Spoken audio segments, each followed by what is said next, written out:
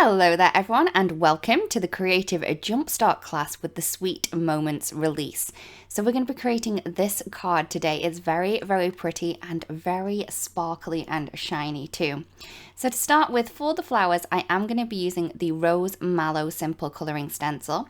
So I'm going to take the first one and I'm going to be doing the base of the smaller rose. So for this one, I am going to be using the pink pearl ink. So I'm just going to be taking my small blending tool and I'm just going to blend through that layer there.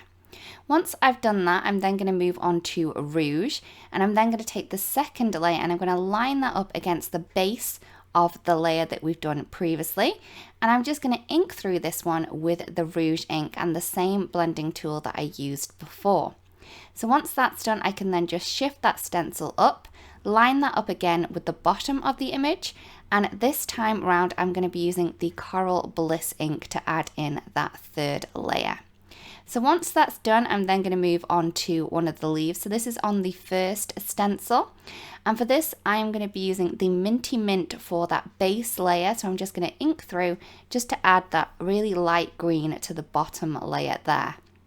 Once that one's done, I'm just going to shift that stencil over. You can see that you just need to move it to the side, line that up again with the base of the leaf that we've just done previously, and this time I'm going to be using the Sweet Leaf ink just to ink through the stencil for this one that we have here. So once I have completed that layer, again I'm going to shift that stencil over into place. And then for this layer, I'm going to be using the Just Green ink. So this is a really beautiful kind of Kelly green color. So I'm just going to ink through there, and then that is that leaf complete. I can then move on to the largest of the roses. So this one is on stencil number 2. And I'm going to do exactly the same colors as I used for the first one. So I'm going to be starting off with that pink pearl for the base layer. I can then shift that stencil over again and line that up with the bottom of the image. This is going to add the darker shading to the image.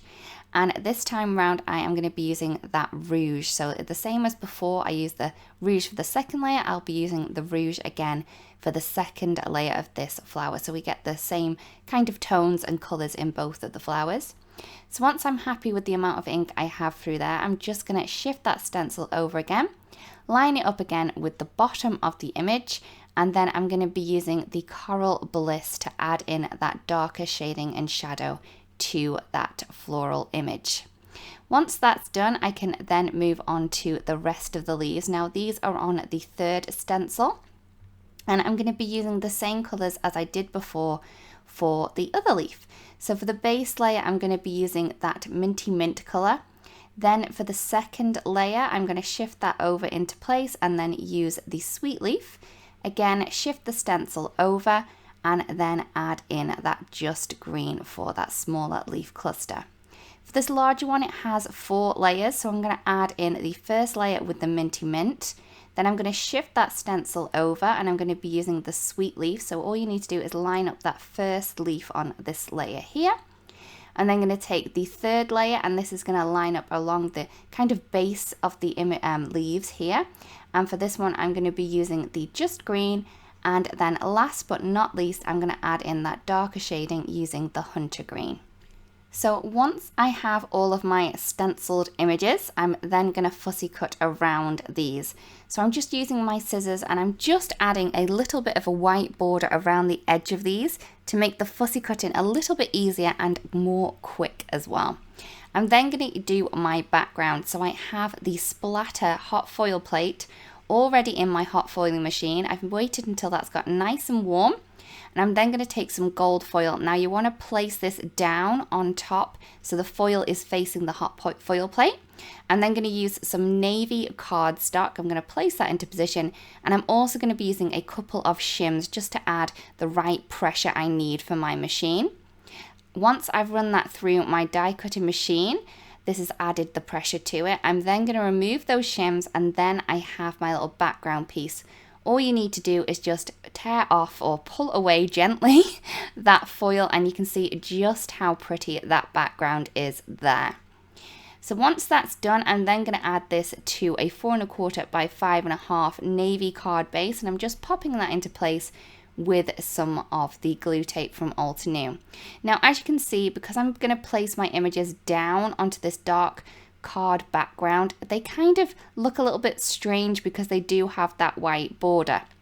So to counteract this, all I'm going to do is I'm going to draw around the outside edge.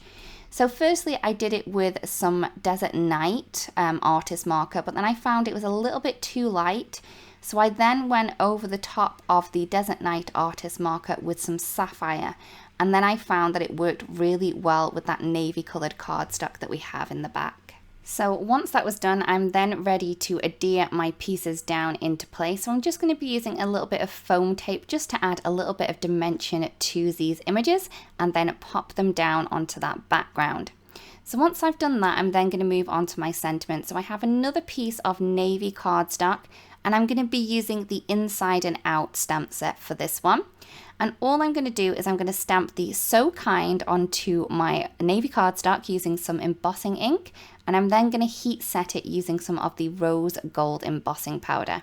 I then wanted a little bit more on this sentiment, so I'm just going to take another of the kind of coordinating sentiments from the same stamp set. I'm going to pop that onto my stamping block. Again, ink that up using some of the embossing ink from Altenew and stamp that into place under the sentiment that we've just stamped, and then heat emboss that again using the rose gold embossing powder. So once that's all been nicely done, I can then go ahead and fussy cut around my sentiment.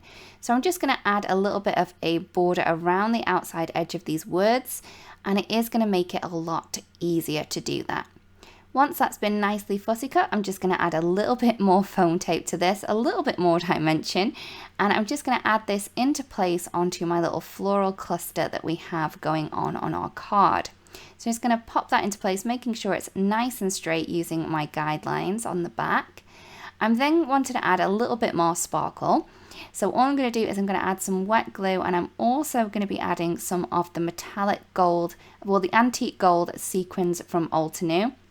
I am using my little tweezers just to make sure that I can really place these in the position that I want them to go in. And here is the card complete. I really do hope that you like the card and that you've enjoyed the video as well. If you do create a card that was inspired by this, it'd be great if you do share because we'd love to see. Thank you so much for watching, everyone, and we'll see you again really, really soon. Bye-bye.